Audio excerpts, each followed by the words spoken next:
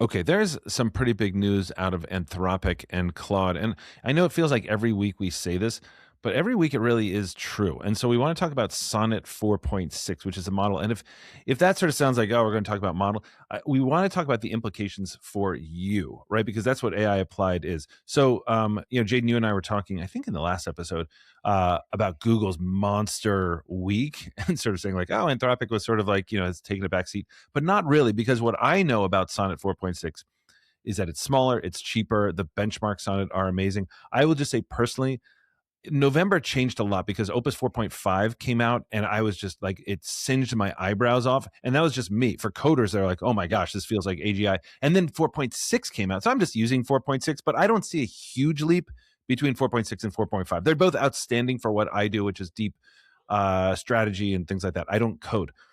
Jaeden, what I want to sort of like throw over to you is, first of all, like anything you kind of like want to start with on this, but also, and I didn't tee you up with this in our pregame, but I'm just wondering from your perspective, I think a lot of us who are not coders, when we hear like, oh, and it's so much cheaper and tokens are cheaper and all that kind of stuff, tell us what that means and what the implications are for people like me who only are just on the app. Like, I don't care if it's really cheaper because I already pay a lot for it. So talk to us about like sort of like how you see that as a software, because you have AI Box, like this is what you do on AI Box. You have a ton of APIs and, Jaden's AI Box is phenomenal. It uses Anthropic and Grok and everybody else. What does it mean for a software person like you?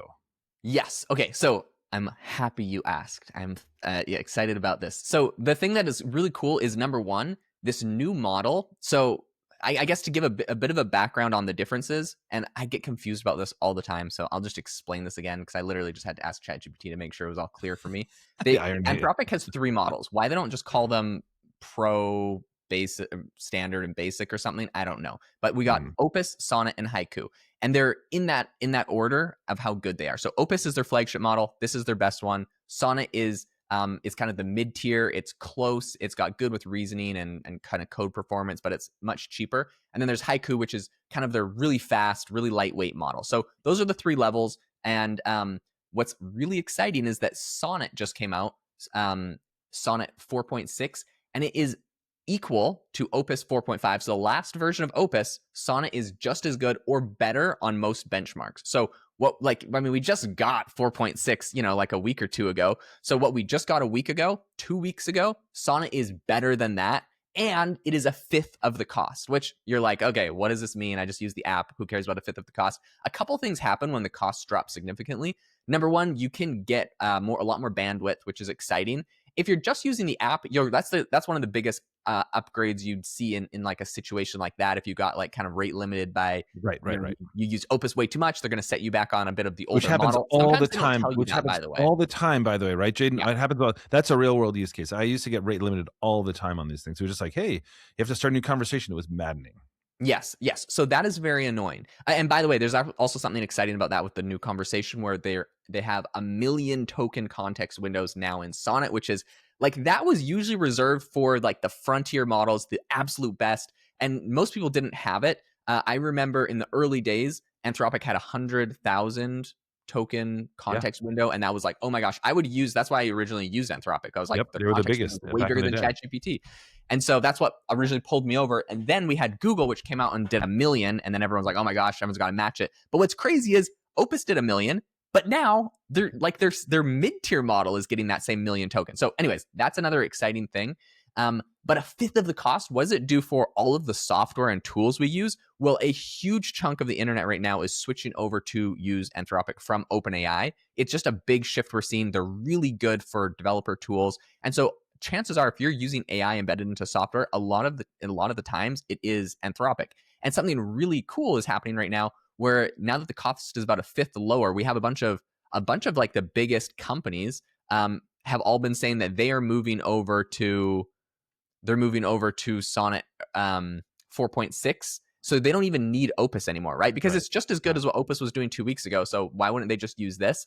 And now you're able to basically get a lot of these AI features for super cheap or free, and have way higher rate limits on everything. So I think Box, Hex, Replit, Mercury, and GitHub are all moving their workloads to Sonnet 4.6. Oh my gosh. So it's big. And in fact, I think with AI Box, we have like a Vibe code builder that's pretty intensive and kind of expensive. I'll probably move our workload over there as well. So it's really exciting for a lot of developers.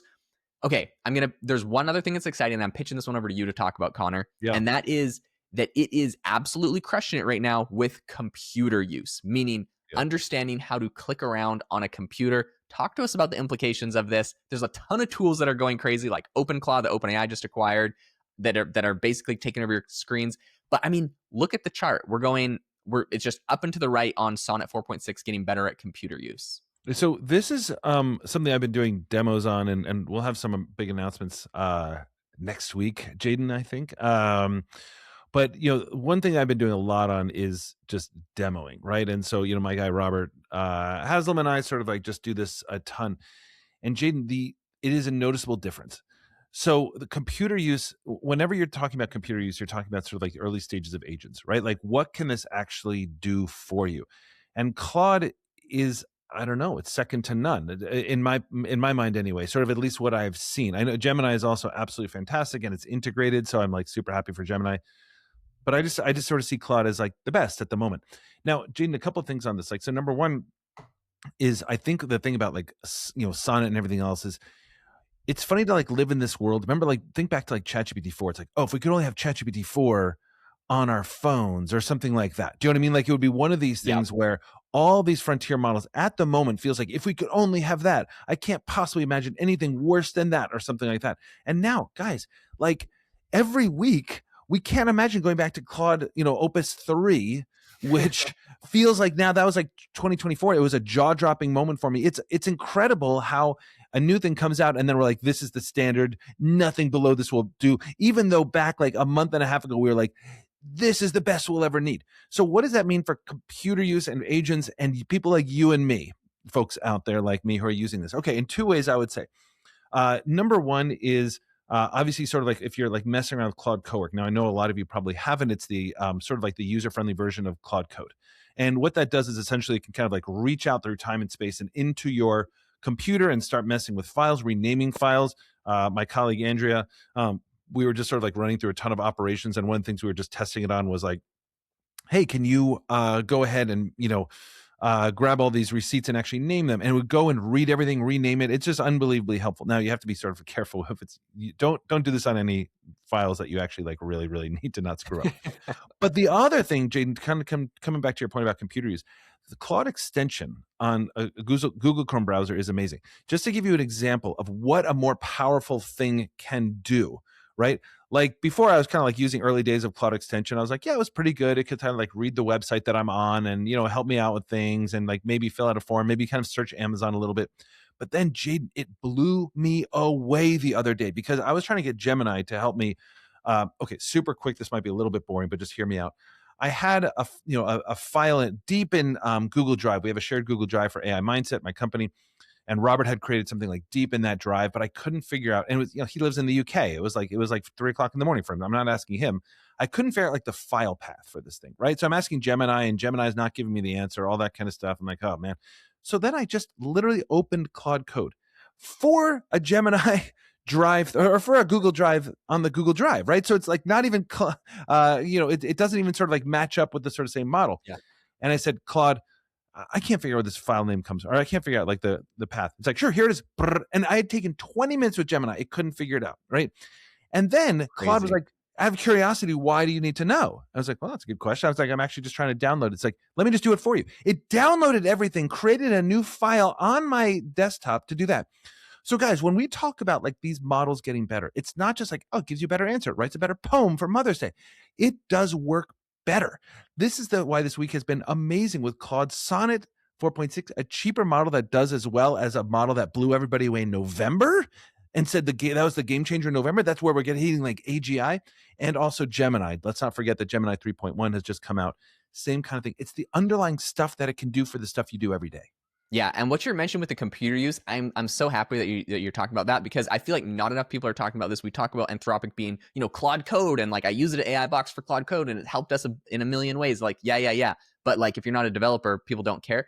Guess what? Claude Code, they have a version of that for people that are not developers. And for me, like I use the Claude Google Chrome extension, and it is amazing. It just pulls up a side tab on whatever tab I'm working on. I tell it to do stuff, and it goes and like organizes files, or I'll have it like rename a whole bunch of podcast episodes. Like it does work. I just pull it into a separate computer screen on the side, and it's just running away doing stuff for me while I'm working on, what I want to work on, and not this menial task on the side. So it's really exciting. The other two big updates I just wanted to throw out here, I know we'll wrap up this episode quick, but that we have with 4.6 is, number one, I think it's really important to just note that computer use, so its ability to take over your computer, we've seen a 5x improvement on how good its computer use has gotten in the last 16 months. So for anyone that's like, I Crazy. tried ChatGPT agents a year Right. ago, like it didn't work, I wasn't able to do what I wanted, like that was me, right? I was paying $200 a month for ChatGPT agents, wasn't thrilled with it, kept all my virtual assistants on.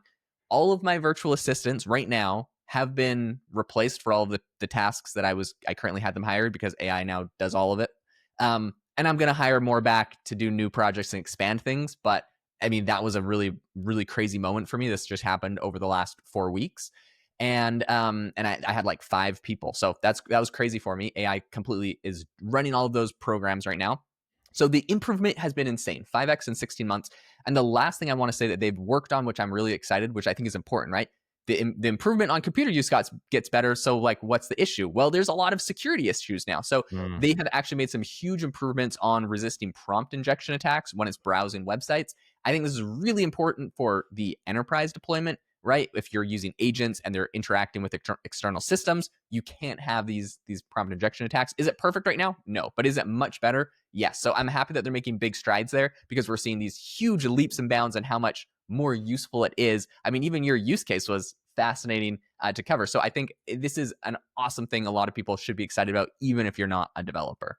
Guys, Yeah, thank you totally so agree. much. Yeah, Oh, Connor, sounds you good. close us out.